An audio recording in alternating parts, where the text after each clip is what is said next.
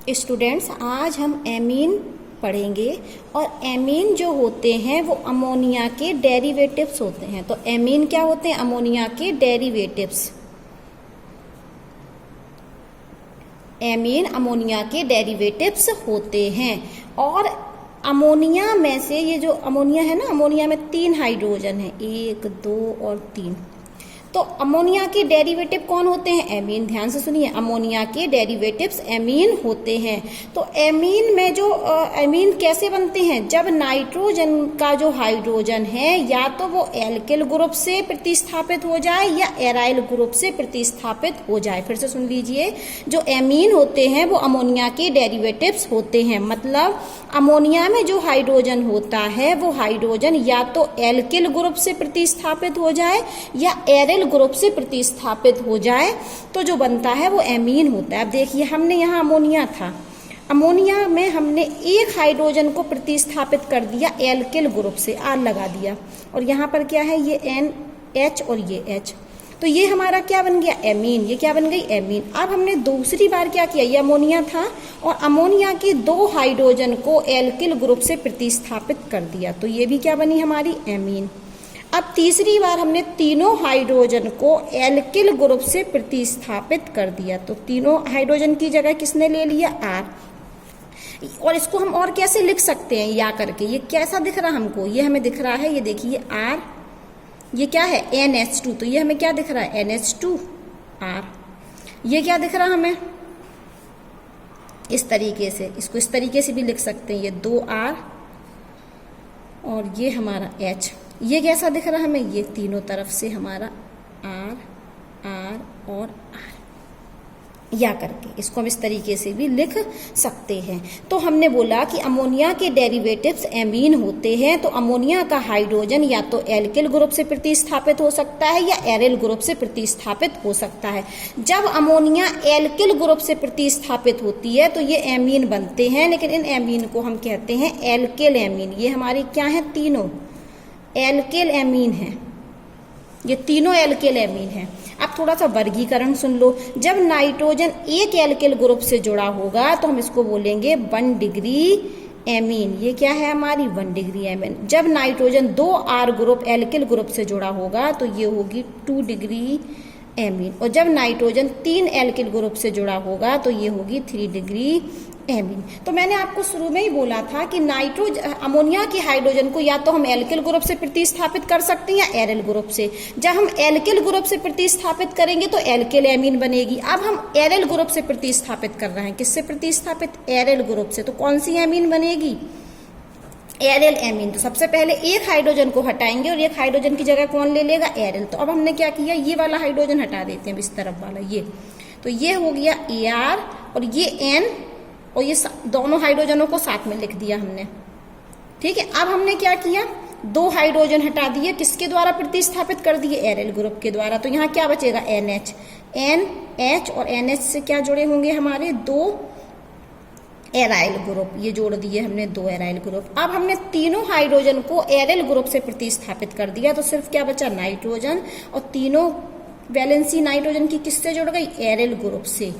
तो ये हमारे तीनों क्या है? एराइल एमीन है। और ये तीनों क्या थी? हमारी एल्किल एमीन, क्योंकि एल्किल के द्वारा प्रतिस्थापन हुआ तो एल्किल एमीन। जब एराइल के द्वारा प्रतिस्थापन होगा हाइड्रोजन का तो एराइल एमीन। अब ये नाइट्रोजन कितने एराइल ग्रुप से जुड़ा? एक। तो ये क्या हुई हमारी? 1 डिग्री एमीन, 1 डिग्री एमीन। और ये क्या हुई हमारी? 2 डिग्री एमीन। ये क्या हुआ हमारा? 3 डिग्री एमीन। या हम और बोल सकते थे कि ये 1 डिग्री एल्काइल एमीन है। अगर पूरा नाम पूछा जाए तो ये 1 डिग्री एल्काइल एमीन है, ये 2 डिग्री एल्काइल एमीन है, ये 3 डिग्री एल्काइल एमीन है। और ये 1 डिग्री तो है, लेकिन कौन सी amine? Aryl amine. 2 degree aryl amine, 3 degree aryl amine. तो ये हमने थोड़ा सा आपको एमीन बता दिया कि एमीन जो होता है वो अमोनिया के डेरिवेटिव्स होते हैं। तो हम हाइड्रोजन का प्रतिस्थापन कर सकते हैं या तो एल्किल ग्रुप के द्वारा द्वारा या एरिड ग्रुप के द्वारा। जब हम एल्किल ग्रुप के द्वारा प्रतिस्थापन करते हैं तो एल्किल एमीन बनती है, और जब हम एरिल ग्रुप के द्वारा प्रतिस्थापन करते हैं तो एरिल एमीन बनती है। जब एक एल्किल ग्रुप जुड़ेगा तो 1 डिग्री, मतलब नाइट्रोजन एक कार्बन से जुड़ा होगा तो 1 डिग्री, 2 कार्बन से जुड़ा होगा तो 2 डिग्री, 3 कार्बनों से जुड़ा होगा तो 3 डिग्री। यहाँ पर भी एक ही कार्बन से तो जुड़ा तो 1 डिग्री, यहाँ 2 कार्बन से जुड़ा तो 2 डिग्री, 3 कार्बन से जुड़ा तो 3 डिग्री एमीन, जैसे अल्कोहल में पढ़ते हैं। अब एमीन जो होती है वो नेचर में, कहा नेचर में, नेचर में किस किस रूप में पाई जाती है? प्रोटीन में मिलती है। एमीन हमें कहाँ मिलता है? प्रोटीन्स में, विटामिन्स में और हार्मोन्स में, ठीक है। तो प्रकृति में ये हमें कहाँ कहाँ मिलता है? प्रोटीन में, विटामिन्स में, एल्केलॉइड में, हार्मोन्स में, ठीक है। और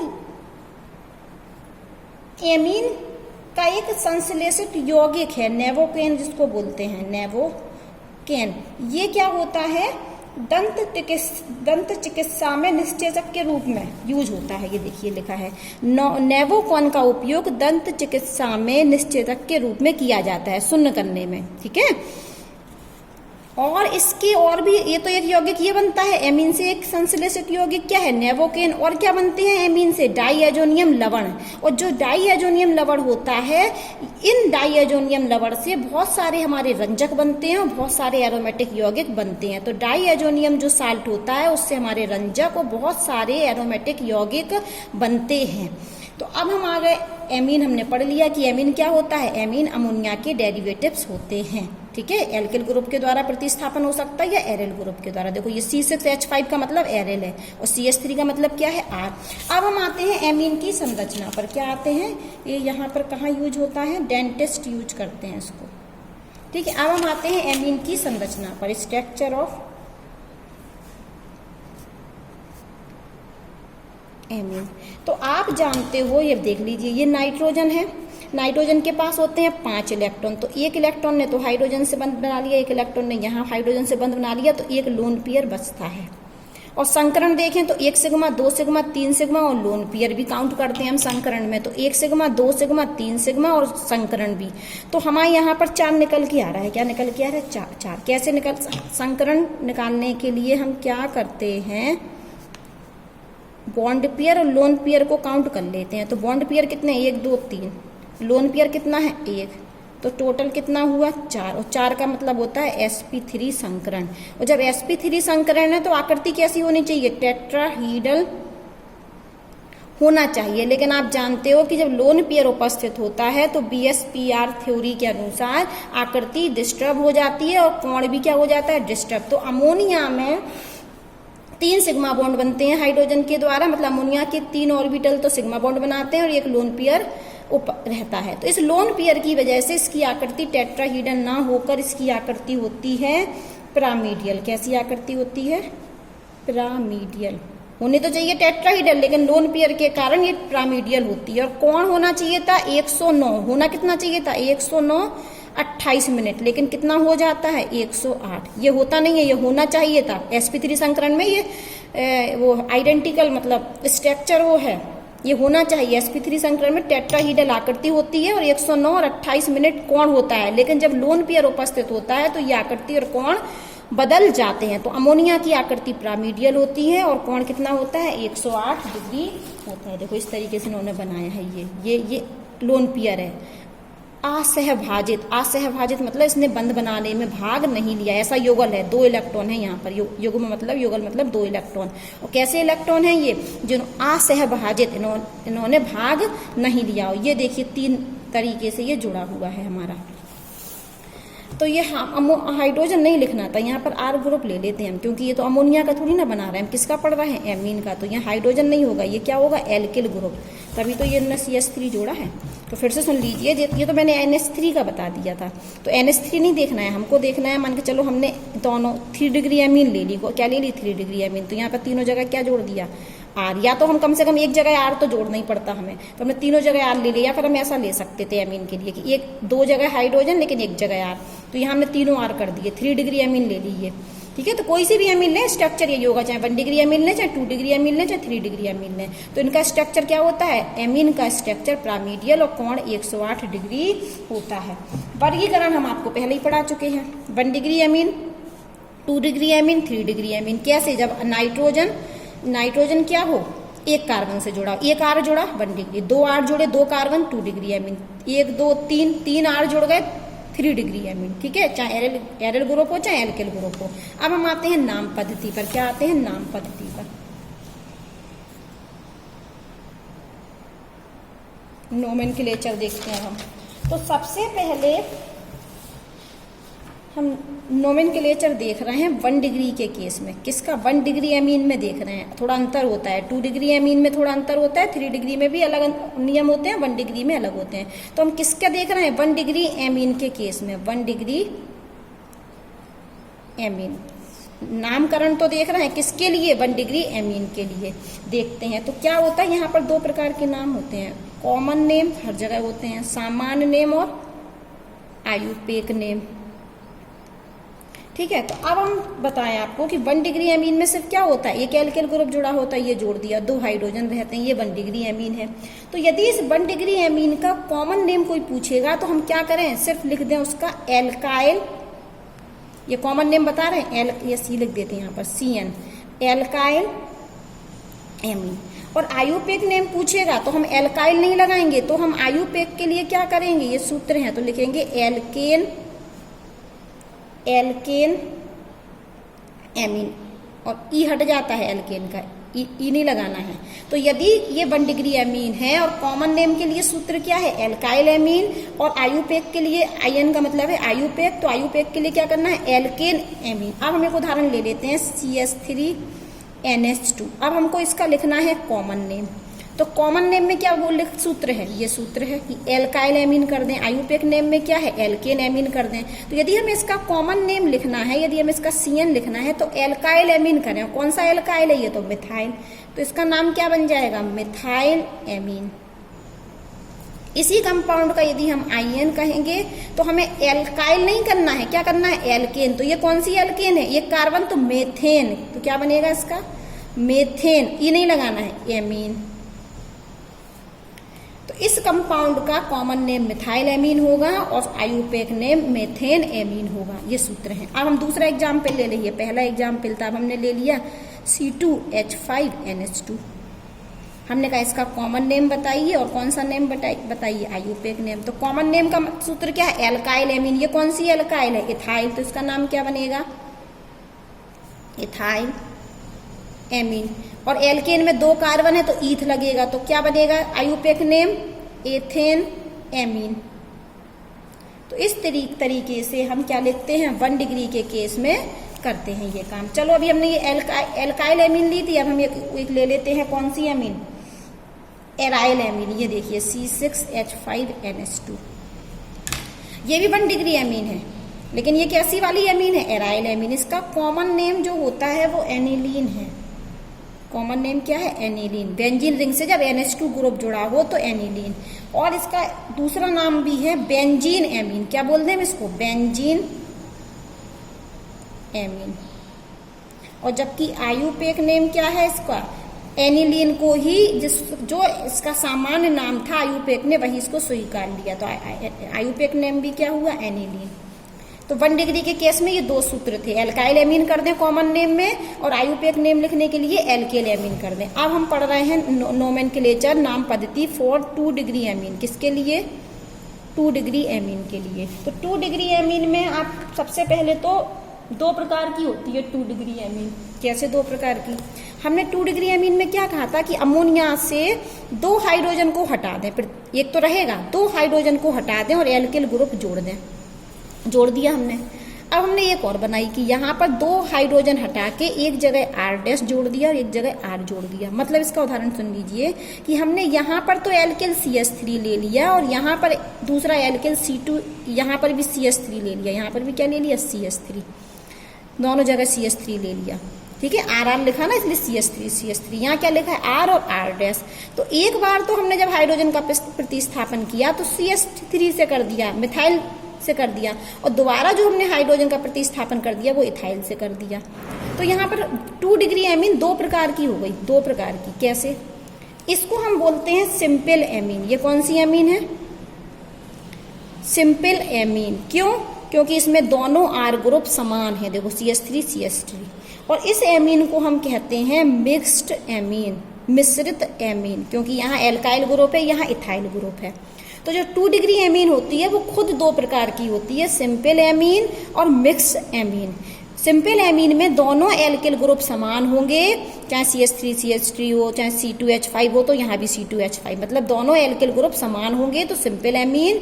और यदि दोनों एल्किल ग्रुप अलग अलग हुए तो मिक्स एमीन, मिश्रित एमीन। तो यहाँ पर नाम सिंपल एमीन की नाम पद्धति थोड़ी अलग है और मिक्स एमीन की नाम पद्धति थोड़ी अलग है।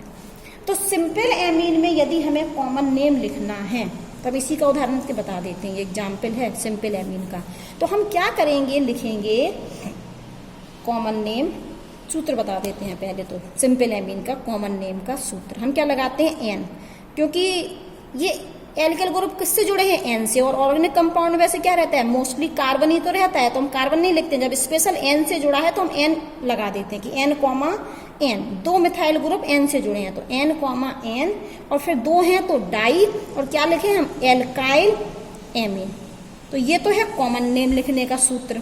और आयुपेक नेम लिखने का सूत्र है N एल्काइल एल्केन एमीन। ये सूत्र है हमारे कॉमन नेम लिखने का, ये आयुपेक नेम लिखने का। अब ये है उदाहरण। तो इसका नाम हम लिखते हैं, तो इसका नाम, इस कंपाउंड का नाम हम सबसे पहले तो लिखते हैं कॉमन नेम। तो क्या कहा था उन्होंने? लिख दीजिए N, फिर क्या लिखिए? डाई, तो हमने लिख दिया डाई। अब बोले एल्काइल लिखिए, तो एल्काइल क्या जुड़ी है यहाँ पर? CH3, और CH3 कौन सी एल्काइल होती है? मिथाइल। तो हम क्या लिखेंगे? Di methyl amine. देखो ये सूत्र हमने लगा दिया इस एग्जाम्पल पर। तो N, डाई, और एल्काइल क्या थी हमारी? Methyl amine. अब हमें क्या लिखना है इसका? ये इसका नाम लिख रहे हैं, ये इसका, ठीक है, आयुपेक नेम। तो आयुपेक नेम में कह रहे हैं N लिखो, और N के बाद एल्काइल और एल्केन। तो वो कह रहे हैं कि एक ग्रुप को मान लीजिए आप प्रतिस्थापित, और एक को मूल नाम, मतलब मेन चेन में ले लीजिए। तो यहाँ तो दोनों ही एक से ग्रुप हैं। वैसे छोटे वाले ग्रुप को हम एल्काइल मानते हैं और बड़े वाले ग्रुप को हम मेन चेन मानते हैं। तो यहाँ पर हम लिखेंगे इसके अनुसार N। तो एक बार क्या लिखेंगे इसको? मिथाइल, क्योंकि एल्काइल लिखा तो क्या लिखेंगे? मिथाइल। और एक बार एल्केन, तो एल्केन का क्या बनेगा? Methane amine. अब हम दूसरा एग्जाम्पल लेते हैं। ये हमारा पहला एग्जाम्पल था, अब हमने लिया दूसरा एग्जाम्पल। ये लिया हमने C2H5, और फिर लिया हमने NH और C2H5। हम इसका नाम लिख रहे हैं तो हम कॉमन नेम लिखते हैं। तो कॉमन नेम में क्या लिखेंगे हम? N, सूत्र के अनुसार N, डाई। अब क्या लिखेंगे इस बार? एल्काइल लिखना। तो यहाँ तो एल्काइल क्या जुड़ी थी? मिथाइल। तो हमने नाम क्या लिखा था? मिथाइल। और इसमें एल्काइल क्या है? इथाइल। तो हम क्या लिखेंगे? Ethyl amine. अब हमारे आयुपेक नेम पर, तो आयुपेक में क्या लिखेंगे? N, और एक बार एल्काइल और एक बार एल्केन। तो एक बार इसको हमने प्रतिस्थापित माना तो हम बोलेंगे इथाइल। क्या बोलेंगे? इथाइल। इथाइल के बाद क्या बोलेंगे? एथेन और एमीन। ठीक है।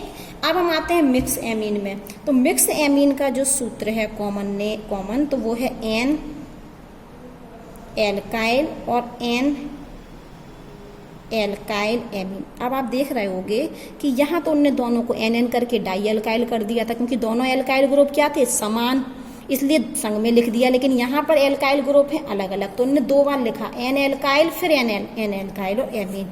और आयुपेक नेम लिखने का तरीका है N एल्काइल और एल्केन।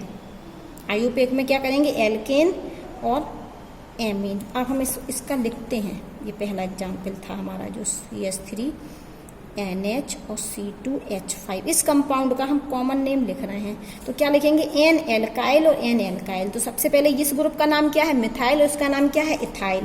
तो जब हम एल्काइल ग्रुप का आयुपेक में नाम लिखते हैं तो हम अल्फाबेटिकली लिखते हैं। तो E पहले आता है तो हम इथाइल को पहले लिखेंगे, M बाद में आता है इसलिए मिथाइल को बाद में लिखेंगे। तो हम कॉमन नेम लिखेंगे इसका N इथाइल, ये N इथाइल। फिर लिखेंगे N मिथाइल। देखो एन इथाइल हो गया, एन मिथाइल हो गया, फिर क्या लगा दें हम, एमीन। अब हमें लिखना है इसका आईयूपेक नेम।